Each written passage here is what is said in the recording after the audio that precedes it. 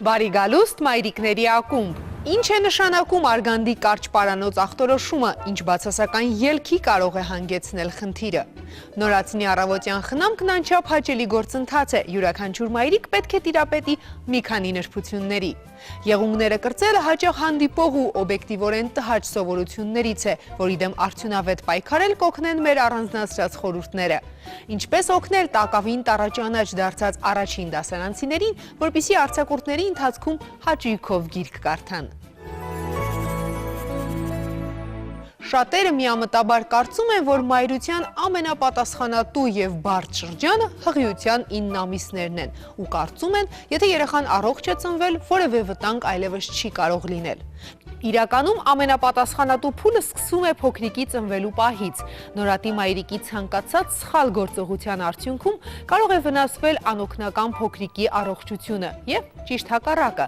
Գրագետ ու ճիշտ խնամքի արդյունքում նորածիններն աճում են օրորի և ամենակարևորն առողջ։ Հաջորդ տեսանյութը ձեզ կզինի անհրաժեշտ տեղեկատվությամբ, որի օգնությամբ դուք կկարողանաք ավելի գրագետ կազմակերպել ձեր հրաշքի առավոտյան խնամքը։ Փոքրիկ հրեշտակը լույս աշխարհ գալուց հետո ամենօրյա խնամքի, սիրո ու ջերմության կարիք ունի։ Ամենօրյա գրագետ ու ճիշտ կազմակերպված խնամքը մեծ նշանակություն ունի երեխայի թե ֆիզիկական և թե մտավոր զարգացման համար։ Փոքրիկի խնամքի կարևորագույն բաղկացուցիչներից է առավոտյան հարդարանքը, որը պարտադիր է բոլոր նորածինների համար։ Փոքրիկի առավոտյան խնամքը շատ կարևոր է ինչպես հիգիենայի կանոնների պահպանման, այնպես էլ բազմաթիվ մաշկային հիվանդություններից խուսափելու համար։ Հիգիենայի առումով դա պարտադիր է, որ ամեն առավոտ երեխան այդ ամբողջ տուալետը անցնի։ Ցանկալի է, որովհետև մաշկը ինքը շնչող օրգան համակարգ է համարվում և երեխայի մաշկը մաքրելով նաև նպաստում ենք նրա հետագա աճին։ Փոքրիկի առավոտյան հարդարանքը ցանկալի է իրականացնել անմիջապես առավոտյան արթնանալուց հետո, նախքան առաջին կերակրումը։ Առաջին հերթին պետք է պատրաստել անհրաժեշտ պարագաները, որոնք օգտագործվելու են փոքրիկի առավոտյան խնամքի համար։ Նախ սկսեք գիշերային տակդիրը փոխելուց։ Եթե սովորաբար փոքրիկի լոգանքն իրականացնում եք երեկոյան, ապա պարտադիր է լվանալ երեխայի մարմնի ներքևի հատվածը, իսկ ամբողջ մարմինը կարող եք սրբել խոնավ շորով։ 35-ից 37 աստիճան տաքություն ունեցող ջրում թրջեք շորը և մաքրեք ձեր հրաշքի մաշկը, հատկապես ուշադրություն դարձնելով ծալվող հատվածներին, պարանոցի ստորին ծալքերին, թևատակերին ու աճուկային հատվածներին։ Այնուհետև լավ չորացրեք երեխային։ Հատուկ ուշադրություն է պետք դարձնել փոքրիկի դեմքի և աչուկների մաքրմանը։ Լվացում ենք դեմքը խոնավ թորած ջրով, ցանկալի է թորած ջրով։ Աչքերը լվացում ենք անպայման փափուկ բամբակով կամ փափուկ կտորով, ջրով 1-2 անգամ, աչքերի խնամքը կատարվում է ուրեմն դրսի անկյունից դեպի ներսի անկյուն, լվացելուց հետո ցանկալի չի չորացնել։ Աչուկների մաքրման ընթացքում շատ կարևոր է պահպանել մի քանի կարևոր կանոն։ Ոչ մի դեպքում չի կարելի նույն բամբակով մաքրել փոքրիկի երկու աչքը, քանի որ հնարավոր է մի աչքից մյուսին փոխանցել որևէ վարակ։ Աչուկների խնամքը կազմակերպելուց հետո չենք մոռանում քիթիկի և ականջների մասին։ Որպեսզի նորածին փոքրիկը հանգիստ շնչառություն ունենա, պարտադիր է խստորեն հետևել քիթիկի ամենօրյա խնամքին։ Քթի խոռոչը կարող եք մաքրել փոքրիկ չոփիկի օգնությամբ կամ մերսող նուրբ շարժումների միջոցով։ Քթի ուրեմն հիմքից սկսած դեպի ներքև, ձեռքի շարժումներով մաքրում ենք քիթիկը դեպի ներքև և նպաստում ենք, որպեսզի այդտեղ առկա լորձաթաղանթը ինքը ինքնուրույն մաքրվի։ Ականջները մաքրելը, փայտիկը ցանկալի չի, որ խորը մաքրի։ Ցանկալի է, որ ականջի անցուղին արտաքինից պարզապես մաքրվի և հիմնականում ոչ մի յուղային նյութեր, ոչ մի նման բաներ չօգտագործվի։ Ականջների մաքրման գործընթացը պետք է իրականացնել շաբաթը 1-2 անգամ։ Պետք չէ ամեն օր մաքրել երեխայի ականջները, քանի որ ականջախեցում արտադրվում են յուղային որոշակի հակաբակտերիալ նյութեր, որոնք պաշտպանիչ նշանակություն ունեն։ Փոքրիկ հրեշտակի ամենօրյա առավոտյան խնամքն իրականացնելուց հետո կերակրեք երեխային ու տարեք փոքրիկ զբոսանքի։ Մարդու կազմավորման ու զարգացման ամբողջ կյանքի հոգեբանական ու սոմատիկ հիվանդությունների ընդհանուր առողջական վիճակի համար մեծագույն նշանակություն ունեն ներարգանդային ու հետծննդյան ժամանակահատվածները։ Ինչպես հայտնի է, ներարգանդային յուրաքանչյուր օրն ու ժամը պտղի կազմավորման ու զարգացման համար կարևոր ու նշանակալից են եւ պայմանավորում են կյանքի հետագա փուլերի առողջությունը, ինչպես նաեւ զարգացման որոշակի թերությունները։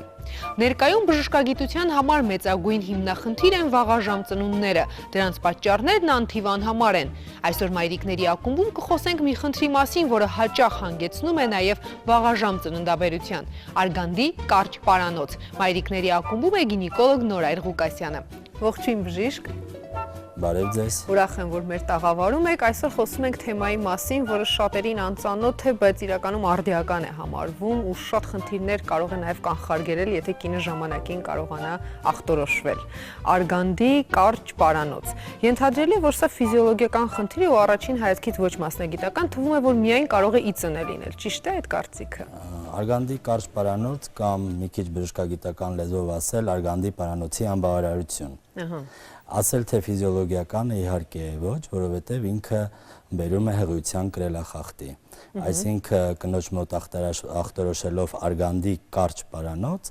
արդեն իսկ հանգում է, որ կնոջ մոտ կա սպառնացող վիճակ հղիությունը կորցնելու հետ կապված։ Բավականին ակտուալ, սակայն ժամանակակից բժշկությունը կարողանում է պայքարել, որովհետև նորագույն տեխնոլոգիաները արդեն վաղուց կարողանում են այն ախտորոշել։ Ուղղակի ունենք մի փոքր մենտալիտետի հետ խնդիր, երբ որ հղիին, առաջնահղին կամ կրկնահղիին, առաջի երամսյակի վերջում կատարող սկրինինգին առաջարկում ենք ներհեշտոցային սոնոգրաֆիա, հիմնականում հղիների մոտավորապես կեսը փորձում են հրաժարվել, այո, եւ հենց այդ ժամանակ է ախտորոշվում արգանդի պարանոցի երկարությունը, նրա կոնստիտուցիան եւ բացվածության աստիճանը։ Եվ եթե ախտորոշվում է, հենց այդ ժամանակ առաջարկվում է բուժումը։ Լավ, պատճառներից խոսենք, եթե իծն չի լինում, ինչի հետևանքով է առաջանում խնդիրը։ Ընդհանրապես մոտ մի 10% դեպքերում գոյություն ունի ուրոգենիտալ տրակտի առանձնահատկություններ, այսինքն կարելի ասել իծն է կարճ պարանոց։ Դա 10%-ն է ընդհանրապես։ Երբեմն տարբեր գրականության մեջ կարելի է ուսումնասիրել եւ գտնել ավելի ցածր թվեր։ Մնացածը արդեն մնացած պատճառներն են դրանք առաջին անամնեզում, այսինքն կնոջ պատմությունում խոշոր ծննդաբերությունները, պատրվազքների չվերականգնված վզիկները, հիմնականում այսօր շատ դեպքերում հանդիպում ենք դեպքերի, որոնք ինդուկցված հղիություններ են, այսինքն հղիությունը կինը տառապել է անպտղությամբ եւ գոնադոտրոպիններով ինդուկցիա են արել եւ ունեցել են հղիություն, բայց որը բերում է հորմոնալ ավելի հասկանալի լեզվով հորմոնալ փոփոխությունների, որը բերում է արգանդի պարանոցի կարճացման եւ բացման։ Արգանդի կարճ պարանոցը կարող է հետաձգել հղիությունը եւ դրա արդյունքում կինը պարզապես չհղի։ Արգանդի կարճ պարանոցը անպտղության պատճառ չի համարվում։ Արգանդի պարանոցը բերում է հղիության կրելախախտի։ Հիմնականում արգանդի կարճ պարանոց, արգանդի պարանոցային անբավարարություն կամ բժշկագիտության մեջ հայտնի իսմիկոցերվիկալ անբավարարությունը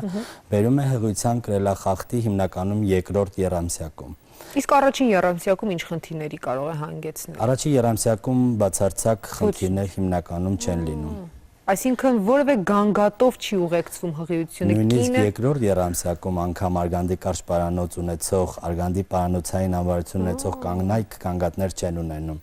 Եվ եթե ուշադիր մանրամասն հավաքում ես կնոջ պատմությունը, շատ արագ ինքը զրկվել է հղիությունից առանց գիտակցելու։ Սրա խնդիրը կանում է նրանում, որ անբավարարությունը գնում է անսիմպտոմատիկ, առանց կլինիկական գանգատների, եւ եթե չի դիագնոզվում, չի ախտորոշվում հղիության առաջին եռամսյակի վերջում, ապա կինը կարող է կորցնել հղիությունը։ Հիմնականում մենք միշտ հիվանդներին խոսելով նմանատիպ բարդություններից հետո բավականին բարդ հոգեբանական վիճակում են հայտնվում հղիությունը կորցնելուց հետո, երբեմն բժիշկներս ասում են, որ եթե ժամանակին չեք դիմել, ապա արգանդի պարանոցի անբավարարությունը ախտորոշում է 1 դեպք կորցնելուց հետո։ Չետաքրքիր է։ Բժիշկը պարզապես զննման ընթացքում կարող է նկատել, որ կա խնդիրը։ Այո, բժիշկը երբ որ 12-ից 13 շաբաթականում արվում է առաջին սկրինինգը, բժիշկը արդեն ունենում է տվյալ, որ ունի արգանդի նորմալ երկարության պարանոց եւ ներքին օղ հասկացողություն գոյություն ունի, որ այն բացում չունի, մի քիչ խիստ մասնագիտական է եւ հանգիստ գնում է առաջ։ Երբ որ մեզ սոնոգրաֆիստը ուշադրություն է դարձնում այն փաստի վրա, որ պարանոցը սկսել է կարճանալ, արդեն ունենք 2-ից 2.5 սանտիմետր, ունենք արգանդի խողովակի լայնացում որոշակի չափով, ապա անմիջապես հղին առաջարկվում է բուժում։ Այդ բուժումը համատեղելի է հղիության հետ։ Բուժումը համատեղելի է հղիության հետ։ Հիմնականում առաջարկվում են երկուսը, դրանք դա վիրահատականն է, կոչվում է արգանդի պարանոցի ստերկլյաժ, այսինքն դրվում է կար արգանդի պարանոցին, արգանդի պարանոցը կարվում է ցիրկուլյար եւ այդ կարը հեռացվում է ընդամենը հղիության վերջում, հասուն հղիության պայմաններում։ Երբեմն ես իմ հղիներին ցույց եմ տալի այդ կարը եւ ասում եմ, ահա այս հղիության փրկող այս կարն էր քո հղիության գրավական։ Երկրորդը առաջարկվում է արգանդի պարանոցին դրվում են հատուկ ստեղծված մանկավարձական օղեր։ Մի քանի պետություններում արդեն 18 երկիր հիմնականում դրանք արտադրում են ռեզինից, պլաստմասայից, կոչվում են մանկավարձական պեսարիումներ, որոնք հատուկ չափսեր գոյություն ունեն, այսինքն ծննդաբերած կնոջ համար, չծննդաբերած կնոջ համար եւ նույնպես դա դրվում է ախտորոշվելուց անմիջապես հետո եւ հանվում է հասուն հղիության պայմաններում։ Դրա հետ զուգահեռ գոյություն ունի նաեւ այսպես կոչված դեղորայքային աջակցություն, հղիության ժամանակ անպայման արտասահմանյան գրականության մեջ բոլոր եվրոպական ուղեցույցներում անպայման տալիս են պրոգեստերոն։ Պրոգեստերոնի ներհեշտոցային հաբերը դրվում են եւ նույնպես ընդհատվում է գրեթե այն ժամանակ, երբ որ արդեն ախտորոշում է հասուն հղիություն։ Կարելի է ասել, երբ որ ախտորոշում է արգանդի կարճ պարանոց կամ իսմիկը ցերվիկալ անբավարարություն, եթե ճիշտ գրագետ ժամանակին մոտեցում է տրվում, այդքան մեծ տոկոս, բայց գրեթե 90%-ով կարելի է համարվել հարցը լուծված։ Ոստեն հարցը լուծված է համարվում, երբ ախտորոշում է սպասել, որ գլուխ կբարձրացնի, կին այս մասին գանգատներից, գլխի կընկնի, սա անիմաստ է, որովհետև դրա ավարտը լինում է պարզապես հղիության ընդհատում։ Այո, ավարտը լինում է իհարկե ոչ հաճելի եւ հղիի եւ նրա հատկապես երկրորդ երամսյակում, հա, երբ հոգեբանության տեսանկյունից հղիության կրելախախտերը ըստ տարբեր գրականության լինում են 18-ից 25 շաբաթականում։ Երբեմն նաեւ մեզ պետք է զգուշացնի նաեւ հղիության ընդհանուր վիճակը, այսինքն մենք ունենք մեկ պտուղանի հղիություն, թե բազմապտուղ հղիություններ, այսինքն այդ ծանրությունը պարանոցը կարող է տանել մինչև վերջ։ Այսօրվա ընդունված մեր ժամանակակից նոր տեխնոլոգիաների օգնությամբ մենք շատ ենք առնչվում բազմապտուղ հղիություններ արհեստական բեղմնավորումներից հետո, առավել եւս որոնք ինդուքսվել են գոնադոլիբերիններով, այդ ժամանակ հիմնականում բոլոր բժիշկներս մենք շատ լավ գիտենք, որ պետք է գնահատել արգանդի պարանոցի վիճակը, անընդհատ ամիսը մեկ նայել, աջակցել նրանց պրոգեստերոնով, անհրաժեշտության դեպքում դնել կարը կամ մանկաբարձական օղը եւ արդյունքը հիմնականում բավարարում է եւ հղիին եւ բժիշկին։ Իսկ հնարավոր է դեպքեր, երբ խնդիրը գլուխ չբարձրացնի, գանգատներ չլինեն եւ հղիությունը հասնի մինչեւ նույնիսկ երրորդ եռամսյակ եւ պարզապես վաղաժամ ծննդաբերությամբ ավարտվի։ Վաղաժամ ծննդաբերությամբ լինում են, որ ավարտվում են, երբ որ կինը գալիս է հղիությունը հսկող մանկաբարձ գինեկոլոգի մոտ, երբ որ հարցնում է ձեր առաջին ծննդաբերությունը ոնց ավարտվեց, երբ կինը նշում է, որ ինքը ավարտվեց 32-ից 33 շաբաթականում 2 կիլոգրամ կամ մի քիչ ավել, այդ ժամանակ արդեն հսկող բժիշկը արդեն հասկանում է, որ գործ է ունեցել որոշակի չափով պարանոցային անբավարարության հետ եւ տվյալ հղիությունը արդեն իսկ հսկվում է։ Պրակտիկայում մենք հանդիպում ենք, որ 3 հղիություն նորմալ տարել է, բայց 4-րդի ժամանակ արդեն ունենք անբավարարություն եւ առնչվում ենք մի շատ ցավալի փաստի հետ, որ ունեն երկու աղջիկ եւ տղաներ են եւ տղա ունենալու համար մի քանի հղիություններ են հեռացրել։ Դա բժշկական ագրեսիա է, դա իատրոգեն բժշկի կողմից առաջացած արգանդի իսմիկը ցերվիկալ անբավարարություն է եւ դրա համար արդեն կինը ակամա ռիսկի խմբում է ակամա ռիսկի խմբում է եւ ցույց է տրվում համապատասխան օգնություն։ Հուսանք, որ այս հարցազրույցից հետո շատ կանայք ավելի զգոն կլինեն, հա, փաստորեն մասնագետներն առաջարկում են, կանայք փոխարեն լսելու հրաժարվում են հետազոտությունից։ Այդքան ասել, որ հրաժարվում են, այդքան էլ չէ, որովհետեւ այսօր գործ ունենք հիմնականում կարդացող եւ հասուն տեղեկացված հղիների հետ, բայց դեպքերը շատ են եւ հիմնականում ես ուղղակի կոչ եմ անում հղիներին, որ եթե ձեր բժիշկները ձեզ առաջարկում են առաջի երամսյակի տրանսվագինալ սոնոգրաֆիա, ապա առանց մտածելու համաձայնություն տվեք, որովհետև դա մանկաբարձական ագրեսիա չի, դա ընդհանրապես ձեր օգտին է, դա ձեր հղիությանը մինչև վերջ հասնելու գրավականներից մեկն է եւ մի փոքր ճիշտ ժամանակին դա փոքրիկ վիրահատություն է, դա ներերակային ցավազրկման տակ կատարվող 10 րոպեանոց գործողություն է, որը որ կարող է առողջ հղիությունը հասցնել մինչև։ Եվ եթե հղիության ընթացքում ախտորոշվել է արգանդի կարճ պարանոց, ենթադրում է, որ մյուս հղիությունների դեպքում եւս խնդիր առկա է լինելու, թե հնարավոր է որ վերանա։ Չէ, առաջի անգամ երբ որ ախտորոշվում է, ապա դրանից հետո ոչ մի մանկաբարձ գինեկոլոգ ռիսկի չի դիմի եւ երկրորդը եւ երրորդը արդեն կվարվի նույն սխեմայով։ Շնորհակալ եմ շատ հարցազրույցի համար։ Շատ շնորհակալություն։ Գոյություն ունեն վատ սովորություններ, կպչուն, տհաճ գործողություններ, որոնց դեմ ոմանք ամբողջ կյանքում պայքարում են ու այդպես էլ դրական որևէ արդյունք չեն արձանագրում։ Այդ օրինակ սովորություններից թերևս ամենատարածվածներից մեկը եղունգները կրծելն է։ Եթե նույնիսկ մեծահասակների կամքի ու պատասխանատվության առկայությունը հաճախ չեն օգնում հաղթահարել խնդիրն, ապա ինչ ասել երեխաների մասին, ովքեր սեփական գործողությունները կառավարելու բավականաչափ ոչ կամք, ոչ պատասխանատվություն ունեն։ Հաջորդ տեսանյութում խորհուրդներ են, որոնք կօգնեն անփորձ ծնողներին պայքարելու իրենց երեխաների վնասակար սովորությունների դեմ։ Չի կարելի, եղունգներդ մի կրծիր, վնասակար մանրեները կհայտնվեն փորիկումդ ու փորիկդ կցավի։ Ծանոթ իրավիճակ բոլոր այն մայրիկների համար, ում բալիկները կրծոտում են եղունգները։ Եղունգները կրծելու վնասակար սովորույթը հատկապես հաճախ է հանդիպում մանկական հասակում։ Այս երևույթը գիտնականներն անվանում են օնիխոֆագիա։ Օնիխոֆագիայի առաջացման համար կարող են հիմք հանդիսանալ մի շարք ներքին եւ արտաքին խնդիրներ։ Փոքրիկի առողջության համար վտանգավոր այս սովորությունը հաղթահարելու համար նախ անհրաժեշտ է պարզել ու հասկանալ պատճառը, թե ինչու է երեխան սկսել կրծել եղունգները։ Հոգեբանները կարծում են, որ օնիխոֆագիայի առաջացման գլխավոր պատճառները հոգեբանական են։ Երեխաները կրծելով եղունգները հաճախ իրենց բողոքն ու դժգոհությունն են արտահայտում իրենց շրջապատող երևույթների նկատմամբ։ Եղունգների կրծելու պատճառները կարող են տարբեր լինել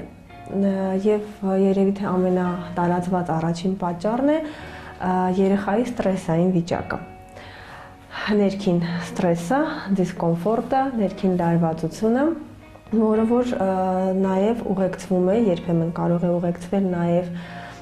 ագրեսիայով, երբ որ ստրեսն է պատճառը լինում, երեխաները կրծում են եղունգները ուղղում են իրենց, թվում է, որ իրենք ուղղելով եղունգը ուղղում են իրենց ներքին դիսկոմֆորտը նաև։ Վախերը, անինքնավստահությունը, ցածր ինքնագնահատականը դրդում են, որ երեխան առաջին իսկ դժվարության դեպքում ձեռքը տանի բերանը եւ սկսի կրծել եղունգները։ Բացի հոգեբանական խնդիրներից ու բարդույթներից, օնիխոֆագիայի առաջացման համար պակաս կարևոր չէ նաեւ ժառանգական գործոնը կամ ծնողի օրինակը։ Հաճախ փոքր հասակում մայրիկը կամ հայրիկը եւս կրծել են եղունգները եւ այս սովորությունը ժառանգաբար փոխանցվել է նաեւ երեխային, կամ երեխան ծնված օրից տեսնելով, որ ծնողները կրծում են եղունգները, ինքն էլ նմանակում է նրանց։ Եղունգները կրծելու սովորության ձևավորման դրդապատճառներ կարող են լինել նաև բարակ, շերտազատված ու ճաքճքած եղունգները, որոնք կոտրատվելով խանգարում ու անհարմարություն են առաջացնում երեխայի համար։ Անկախ առաջացման պատճառից այս սովորությունից հնարավորինս արագ ձերբազատվել է պետք։ Ծնողները նկատում են երեխան եղունգներն է կրծում, դիմում են այնպիսի մեթոդների, ինչպես մանանեխը քսել կամ ինչ-որ պղպեղ, պատիժների միջոցների են դիմում եւ նույնիսկ բարձր ձայնով, բարձր տոներով են խոսում երեխաների հետ, պատժում են երեխաներին։ Սակայն սա կարող է ճիշտ հակառակ պատկերը ստանալ, երեխան կարող է ավելի ինքնամփոփ դառնալ դրանից եւ ավելի վատ նույնիսկ կարող է կորցնել վստահությունը մեծահասակի նկատմամբ, քանի որ ինքն էլ չի հասկանում ինչ է իր հետ կատարվում։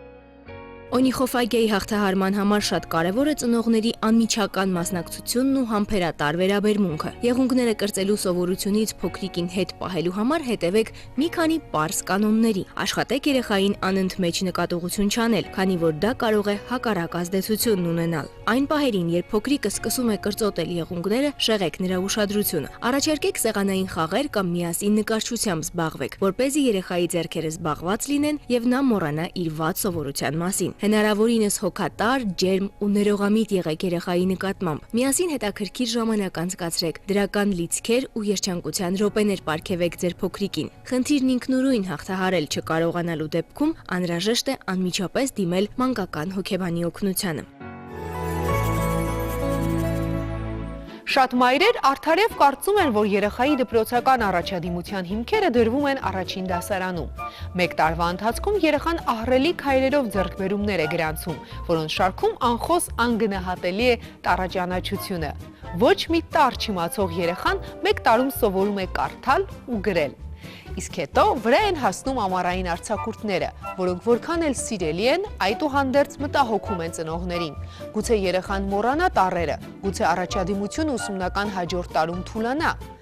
Այսօրինակ վախերը ցրել կարելի է միայն մեկ եղանակով։ Արձակուրդի ընթացքում երեխային նրա տարիքին ու գիտելիքներին համապատասխանող գրականություն առաջարկելով։ Հաջորդ տեսանյութում օրինակների պակաս չի զգացվում։ Այբ Բենգիմ, մեկ տարի և առաջին դասարանցին ձեռք է բերում 39 նոր ընկեր։ Այո, մի զարմացեք, Այբենարանի 39 տառերը այսուհետ նրա լավագույն ընկերներն են։ Ընդամենը մեկ տարվա ընթացքում փոքրիկը ձեռք է բերում հմտություններ, որոնք օգնելու են նրան ամբողջ կյանքում։ Նա սովորում է գրել, կարդալ։ Սրանցից էլ արժեքավոր նվաճումներ ուսումնական տարին պատվով հաղթահարելուց հետո սկսվում է արձակուրդային երկար ու հաճելի շրջանը։ Երկարքուն, աշխույժ խաղեր, բակային ընկերներ ու դարակում պահված գրքեր։ Իսկ եթե մոռանա տառերը, գրելն ու կարդալը, առաջին դասարանցում մայրիկին բնորոշ մտավախություններ, արդարացված մտավախություններ, քանի որ նոր կարդալ սովորող փոքրիկի համար 3-ամսյա պարապուրդը կարող է ճակերտավոր ասած վտանգավոր լինել։ Պարտադիր ծրագիր այդպեսին, որպես այդպեսին ես չեմ հանձնարարել։ Երեխային հնարավորություն է տրվում ընթերցել իր գրադարանի գրքերից որևէ մեկը։ Իսկ ինչպես վերահսկի ուսուցիչը այդ պահը։ Ես խնդրել եմ, որ անպայման ինչ-որ կարդան, հերոսների անունները գրանցեն տետրում, մի փոքրիկ իրենց դուր եկած նախադասությունը արտագրեն, որպեսզի ուսուցիչը կարողանա տեղյակ լինել բոլոր դեպքերում աշխատել են, թե ոչ։ Առաջին դասարանցում պարտադրել գիրք կարդալ գրեթե անհնար է։ Նա ուզում է հանգստանալ ու բակում սրտի ուզածի չափ խաղալ։ Հենց այստեղ է, որ անհրաժեշտ է մայրիկի խելացի ու մի քիչ էլ խորամանկ մոտեցումը։ Երեխան արձակուրդների շրջանում գիրք կարդալուն պետք է վերաբերվի որպես խաղի, ժամանցի եւ ոչ մի դեպքում որպես դասապատրաստման։ Երեխան չպետք է իմանա, որ ինքը հիմա սովորում է։ Պարզապես ծնողը պետք է այնպես ուղղորդի երեխային, որ ինքը պարտադիր կարդա ինչ-որ մի նախադասություն, մի ամբողջական միտք, կարող է ծնողը ասել, այ գիտես, ակնոցս չեմ բերել կամ դժվարանում եմ կարդալ, կօգնես ինձ, երբ որ դու երեխային օգնության ես կանչում, իր դերը փոխում ես, ինքը շատ ավելի հաճույքով է դա անում եւ ավելի օգտակար է լինում, արդյունավետ կարծում եմ։ Խաղի միջոցով երեխան ավելի հեշտությամբ կկատարի անգամ իր չսիրած գործողությունը։ Խաղային իրավիճակներ ստեղծեք ու օգնեք փոքրիկին կարդալ։ Նախ ընտրեք հետաքրքիր գիրք։ 7 տարեկան երեխային առաջարկեք կարճ պատմվածքներ, հեքիաթներ։ Ցանկալի է, որ դրանց փոքրիկը նախապես ծանոթ լինի, կամ մի փոքր ներկայացրեք բովանդակությունը։ Գիրքը պետք է ունենա գրավիչ տեսք, լինի պատկերազարդ։ Տառերը պետք է լինեն մեծ, տառաչափը հեշտ ընթեռնելի։ Հաջորդ կարևոր քայլը երեխային օգնելն է վերցնել այդ գիրքը ձեռքն ու կարդալը։ Միջոցները բազմազան են, կախված նաև երեխայի նախասիրություններից։ Գիրք կարող եք կարդալ ամեն օր այգում կամ երեխային առաջարկել կարդալ իր ամենասիրելի հեքիաթը փոքրիկ քույրիկի ու նրա տիկնիկների համար։ Կարդալուց հետո կարող եք նաև միասին բեմադրել տվյալ հեքիաթը։ 10-ից 12-ը դա այն ժամանակահատվածն է, որ երեխան եւ թարմ է ուղեղով եւ իրան հեշտ է նստացնելը, որովհետեւ երբ որ երեխան արդեն աղմուկ լսեց բակում, արդեն ձայն, ինքը պարտադիր ձգտում է դեպի բակ, ձգտում է դեպի դուրս Ես կարծում եմ, բայց յուրաքանչյուրը դա այնքան անհատական է։ Պետք է ծնողը ընտրի, բայց անպայման երեխայի ցանկությամբ եւ երեխայի հետ միասին ռեժիմ կազմեն, անպայման։ Ցանկացած տարիքի երեխա պատրաստ է իր ուժերի մի մասը նվիրել գիտելիք ստանալուն, միայն թե նրա համար պետք է ստեղծել համապատասխան պայմաններ։ Կարդալու գործընթացը վերածեք խաղի, երբեք մի կշտամբեք դանդաղ, սխալ, անվարժ կարդալու համար։ Ամեն նախադասությունից հետո հետաքրքրություն ցուցաբերեք, խրախուսեք, ասեք, որ անչափ հաճելի է նրա շուրթերից լսել այդ հեքիաթը։ Մայրիկների ակումբում կարևոր է ամեն վայրկյանը։ Մենք փորձում ենք հնարավորինս օգտակար ծախսել այն րոպեները, որոնք մայրիկները տրամադրում են մեր հաղորդմանը։ Եթե կունենաք ազատ ժամանակ, միացեք մեր Facebook-յան էջին, պատմեք մեզ ձեր մասին, գրեք մեզ ձեզ հուզող ու հետաքրքրող թեմաների եւ հարցերի մասին։ Մենք ձեր նամակներն անպատասխան չենք թողնում։ Մայրիկների ակումբի բոլոր թողարկումները տեղադրվում են առաջին ալիքի կայքում։ Դիտեք, եթե բաց եք թողել։ Ձեր օրն ավելի հաճելի կազմակերպելու համար հաճախ կրկնեք մեր կարգախոսը՝ մայր լինելը ոչ թե հոգս է, այլ երջանկություն։